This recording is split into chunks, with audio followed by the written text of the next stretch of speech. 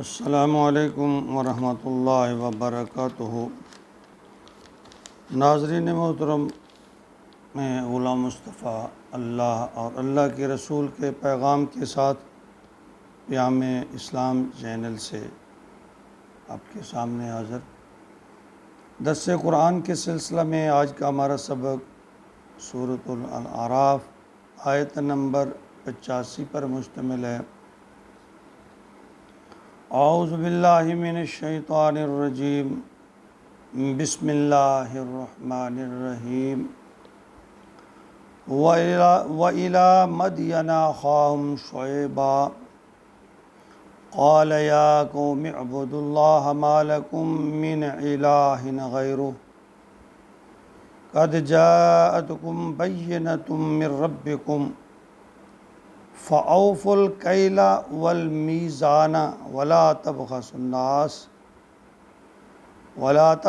النَّاسَ أَشْيَاءَهُمْ وَلَا تُفْسِدُوا فِي الْأَرْضِ بَعْدَ إِصْلَاحِهَا ذَلِكُمْ خَيْرٌ لَكُمْ إِن كُنتُم مُّؤْمِنِينَ۔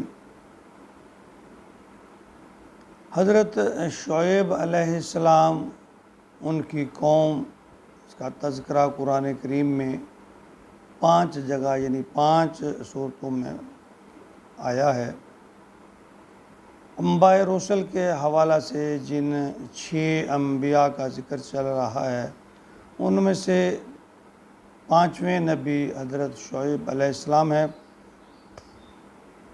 ان کی قوم مدین اور انہوں نے جس گناہ کو ایجاد کیا اس کا تذکرہ یہاں کیا جا رہا ہے۔ شعیب علیہ السلام اور ان کی قوم کا تھوڑا سا تعارف ہو جائے کہ حضرت ابراہیم علیہ السلام کی تیسری بیوی کتورہ، ان سے آپ کے ایک بیٹے کا نام تھا مدین یا مدیان، جو اپنے اہل و عیال کے ساتھ خلیج عقبہ کے مشرقی ساحل پر جا کر آباد ہو گئے۔ آپ انہی کی اولاد میں سے تھے اور اسی بنا پر اس قوم کو قوم مدین کہا جاتا ہے۔ قرآن میں اہل مدین کو اصحاب الایکہ بھی کہا جاتا ہے۔ مدین کا علاقہ ایک بین الاقوامی تجارتی شاہراہ پر واقع تھا جو فلسطین کو جاتی تھی۔ اہل مدین بہت خوشحال کاروباری لوگ تھے، پھر ان میں تجارتی بدعنوانیاں پیدا ہو گئیں جن کا ذکر اس آیت میں ہے۔ تجارتی بدعنوانیوں کے ساتھ ساتھ اس قوم میں وہ تمام برائیاں جو سابقہ اقوام میں تھیں وہ سب کی سب پیدا ہو گئیں۔ پھر اللہ نے شعیب علیہ السلام کو، جو انہی کی قوم میں سے تھے، ان کو نبی بنا کر بھیجا تاکہ ان کی اصلاح ہو۔ فرمایا وَإِلَى مَدْيَنَ أَخَاهُمْ شُعَيْبًا، اور ہم نے مدین والوں کی طرف اپنے نبی شعیب علیہ السلام کو بھیجا۔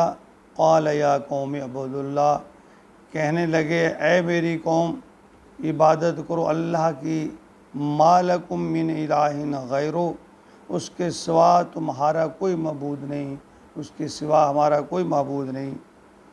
قَدْ جَاءَتْكُم بَيِّنَةٌ مِّن رَّبِّكُمْ، تحقیق جب تمہارے پاس ایک دلیل آ چکی، اللہ کی بینہ آیات، تحقیق حکم آ چکا۔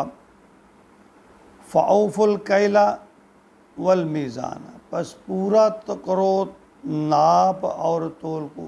ہم چیزوں کو 2 طریقے سے خرید و فروخت کرتے ہیں، ایک ناپ کر، اس طرح کوئی لیکوڈ چیز ہو تو اس کو ناپا جاتا ہے یا کپڑا وغیرہ، اور دوسرا میزان تول کر، اس کا وزن کر کے۔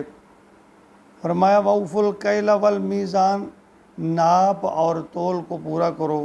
وَلَا تَبْخَسُوا النَّاسَ أَشْيَاءَهُمْ، اور نہ گھٹاؤ لوگوں کے لیے اشیاء کو۔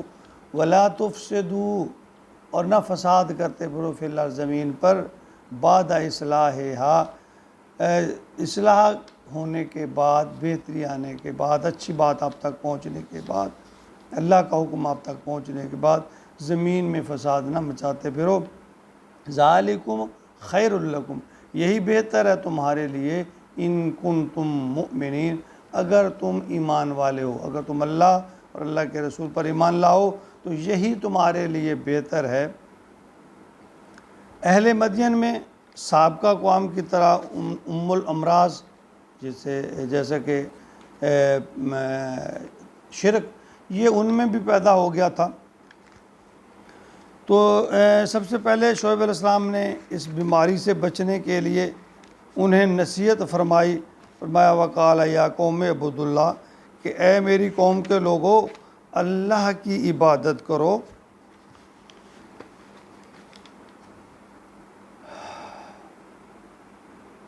وَأَوْفُوا الْكَيْلَ وَالْمِيزَانَ، یعنی ناپ اور تول میں کمی نہ کرو، اور ساتھ یہ فرمایا کہ تم زمین پر فساد کرتے ہوئے نہ پھرو، وَلَا تُفْسِدُوا فِي الْأَرْضِ، زمین پر فساد نہ کرو۔ یعنی یہ تمام برائیاں ان کے اندر تھیں، اسی لیے شعیب علیہ السلام نے ان سے منع فرمایا اور فرمایا کہ ذالکم خیر لکم، یہ تمہارے لیے بہتر ہے، ان کنتم مؤمنین، اگر تم ایمان والے ہو، اگر تم اللہ اور اللہ کے رسول پر ایمان لانا چاہتے ہو یا ایمان رکھتے ہو تو یہی تمہارے لیے بہتر ہے، یہی رستہ تمہارے لیے بہتر ہے۔ یعنی جو اسلام جو ہے نا وہ ایک ہی ہے، حضرت آدم سے لے کر آج تک ہمارے پیارے نبی خاتم النبیین صلی اللہ علیہ وآلہ وسلم پر اصول، طریقے، معاشرتی مسائل یہ سب ایک ہی ہیں، بس ان میں کچھ عبادات میں تھوڑا بہت اللہ تعالیٰ نے حالات کے مطابق یا لوگوں کی صلاحیتوں کے مطابق کوئی تھوڑی بہت تبدیلی رد و بدل ہے، باقی بنیادی اصول اسلام کے ایک ہی ہیں کہ دیکھیں ناپ اور تول میں کمی نہ کرنا ایک بہت بڑا، یعنی اس کو ہر ذی شعور انسان یا معاشرہ اس کو برا سمجھتا ہے کہ یہ کام ٹھیک نہیں ہے، اس کو بے ایمانی، اسی کو تو بے ایمانی کہتے ہیں۔